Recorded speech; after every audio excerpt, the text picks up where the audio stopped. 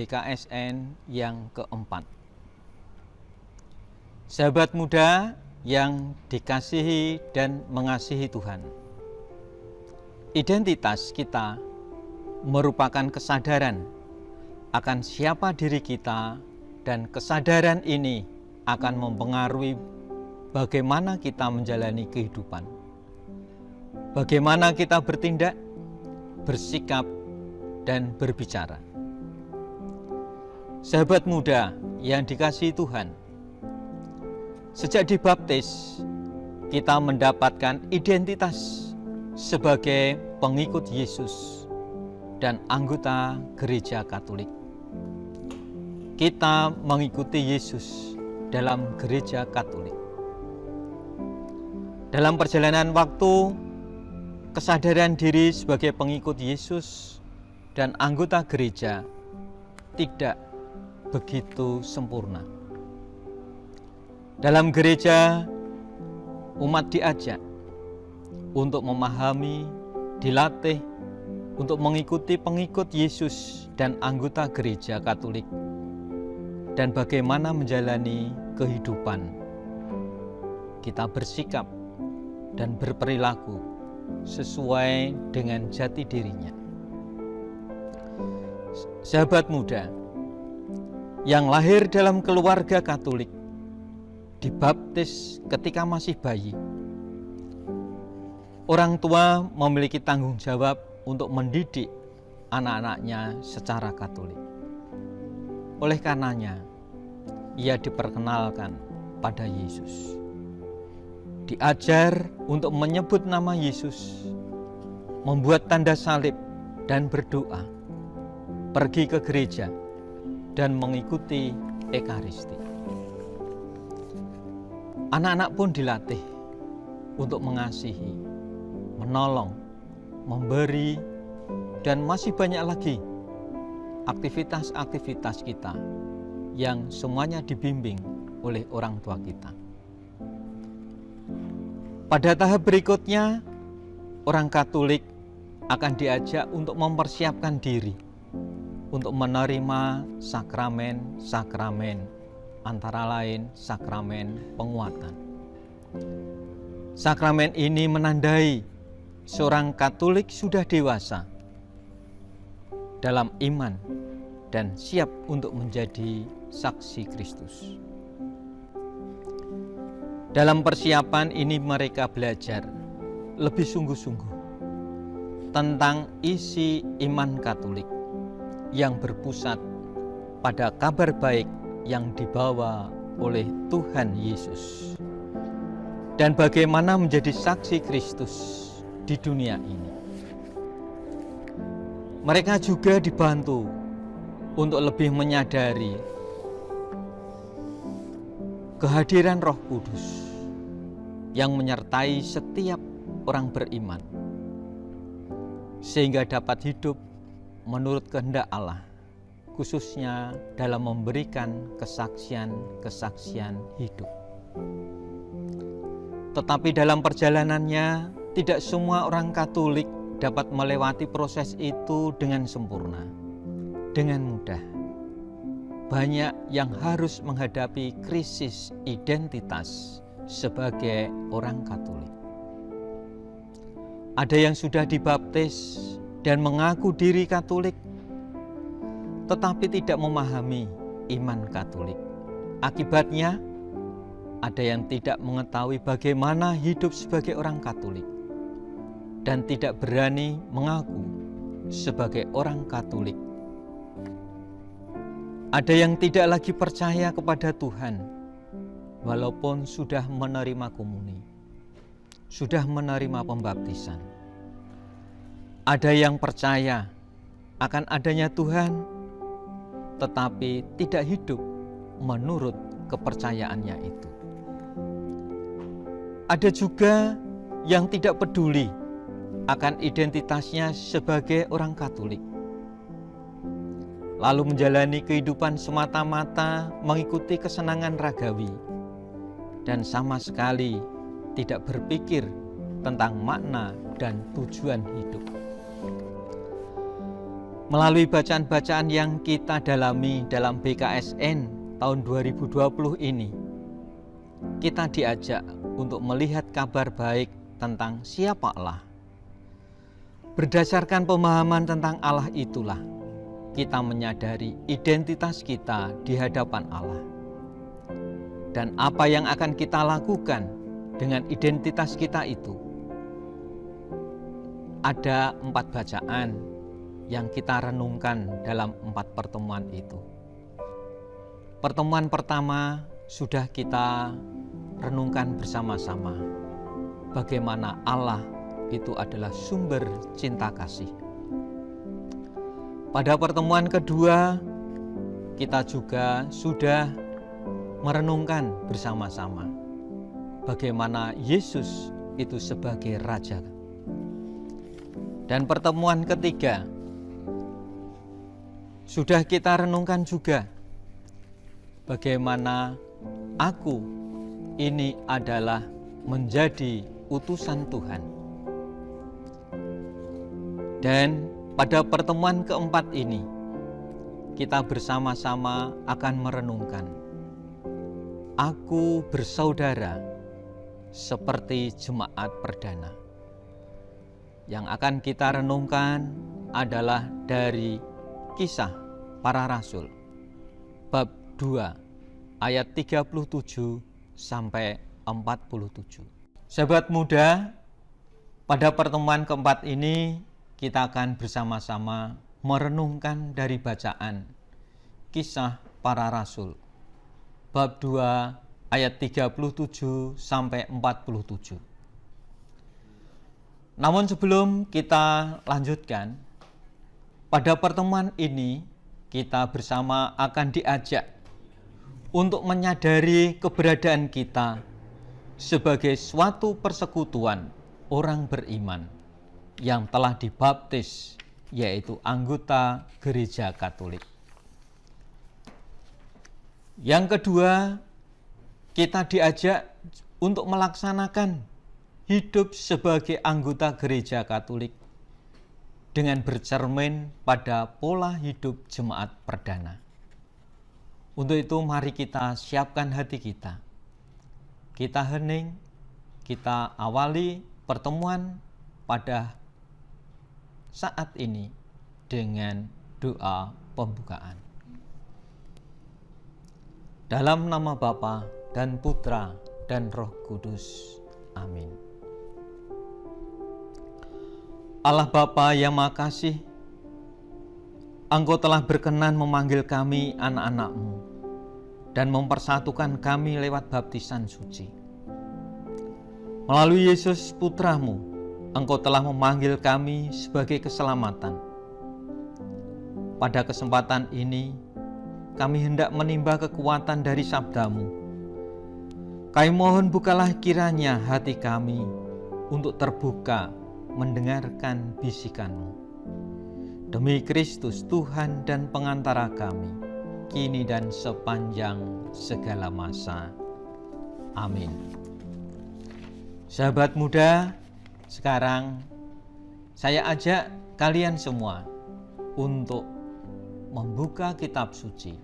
Mari kita buka bersama Kisah Para Rasul, bab 2, ayat 37 sampai 47. Kita baca bersama-sama. Ketika mereka mendengar hal itu, hati mereka sangat terharu. Lalu mereka bertanya kepada Petrus dan rasul-rasul yang lain, "Apakah yang harus kami perbuat, saudara-saudara?" Jawab Petrus kepada mereka, "Bertobatlah, dan hendaklah kamu masing-masing memberi dirimu dibaptis dalam nama Yesus Kristus untuk pengampunan dosamu. Maka kamu akan menerima karunia Roh Kudus. Sebab bagi kamulah janji itu, dan bagi anak-anakmu, dan bagi orang yang masih jauh, yaitu sebanyak yang akan dipanggil oleh Tuhan Allah kita. Dan dengan banyak perkataan lain lagi, ia memberi suatu kesaksian yang sungguh-sungguh, dan ia mengecam dan menasihati mereka, katanya, "Berilah dirimu diselamatkan dari angkatan yang jahat ini." Orang-orang yang menerima perkataannya itu memberi diri dibaptis, dan pada hari itu jumlah mereka bertambah kira-kira 3.000 jiwa. Mereka bertekun dalam pengajaran rasul-rasul dan dalam persekutuan. Dan mereka selalu berkumpul untuk memecahkan roti dan berdoa. Maka ketakutanlah mereka semua. Sedang rasul-rasul itu mengadakan banyak mujizat dan tanda. Dan semua orang yang telah menjadi percaya tetap bersatu. Dan segala kepunyaan mereka adalah kepunyaan bersama. Dan selalu ada dari mereka yang menjual harta miliknya, lalu membagi-bagikannya kepada semua orang sesuai dengan keperluan masing-masing. Dengan bertekun dan dengan sehati mereka berkumpul tiap-tiap hari dalam bait Allah. Mereka memecahkan roti di rumah masing-masing secara bergilir dan makan bersama-sama dengan gembira dan dengan tulus hati, sambil memuji Allah, dan mereka disukai semua orang. Dan tiap-tiap hari Tuhan menambah jumlah mereka dengan orang yang diselamatkan. Sahabat muda, barusan kita mendengarkan, membaca bersama-sama bagaimana cara hidup jemaat yang pertama, yang semuanya dapat kita timba dari bacaan Kisah Para Rasul bab 2 ayat 37 sampai 47. Untuk itu marilah kita bersama-sama merenungkan, mendalami bacaan yang barusan kita dengar. Yang pertama, apa yang dilakukan orang-orang Yahudi setelah mendengar khotbah Petrus? Kemudian yang kedua, apa yang diharapkan Petrus dari mereka semua? Dan kebiasaan-kebiasaan baik apa yang dilakukan oleh jemaat di Yerusalem? Sahabat muda yang dikasihi Tuhan, orang-orang Yahudi setelah mendengar khotbah Petrus menjadi terbuka hatinya dan bersedia untuk menerima Yesus. Mereka datang kepada Petrus dan menanyakan apa yang harus mereka lakukan. Ini adalah suatu sikap baru, sikap yang mau terbuka. Setelah sebelumnya mereka selalu berusaha untuk menolak Yesus dan juga membenci semua pengajarannya. Kesediaan mereka itulah kesediaan mereka untuk percaya kepada Yesus, juga merupakan suatu bentuk keterbukaan untuk menerima karya keselamatan Allah yang dinyatakannya lewat putranya Yesus Kristus sendiri. Sahabat muda yang dikasihi Tuhan, lalu apa yang diharapkan Petrus dari mereka semua itu? Kepada mereka, Petrus menunjukkan jalan pertobatan dan perubahan pola pikir, mau mengubah pola pikir lama dan digantikan dengan pola pikir baru. Pola pikir baru yang bagaimana? Yaitu pola pikir yang mengakui Yesus sebagai Tuhan dan Penyelamat. Adanya pertobatan inilah yang mengatasi krisis yang melanda mereka selama ini. Sebab dengan adanya ketertutupan, mereka tertutup, maka karya keselamatan Allah tidak dapat mereka terima. Dengan ketertutupan, dengan belenggu dosa, membuat mereka terasing dari persekutuan sebagai anak-anak Allah. Ketertutupan membuat mereka mengalami krisis hidup dan krisis identitas di hadapan bangsa-bangsa lain. Maka pola baru, pola pikir baru yang Petrus tawarkan adalah jalan pertobatan dari semua pola pikir lama itu. Dengan demikian mereka dapat menemukan kembali identitas mereka sebagai anak-anak Allah yang berhak untuk menerima keselamatan dari Bapa. Sahabat muda yang dikasihi Tuhan, apa yang dapat kita ambil dari contoh pengalaman hidup jemaat perdana ini? Dari jemaat perdana kita dapat belajar beberapa hal. Yang pertama, yaitu kita belajar bagaimana kita harus bertekun dalam pengajaran para rasul, agar hidup sesuai dengan kehendak Tuhan yang kita imani. Maka kita harus mendengarkan ajaran Tuhan. Ajaran Tuhan kita dapat kita peroleh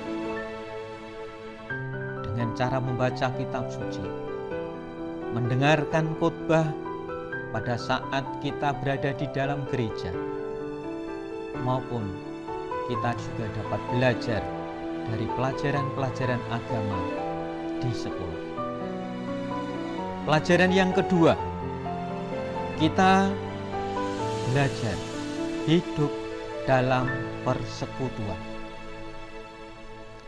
Kita juga perlu sering berkumpul dengan teman-teman, bukan hanya sekedar hura-hura, tetapi juga perlu saling memperhatikan satu sama lain, saling mengasihi, peduli satu sama lain, seperti Kristus sendiri telah mengasihi semua orang. Kita pun harus saling mengasihi satu dengan yang lain. Yang ketiga, kita belajar dari apa?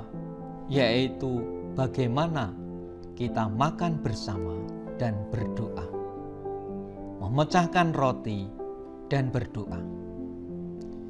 Kita perlu juga berkumpul bersama untuk berdoa dan merayakan Ekaristi bersama.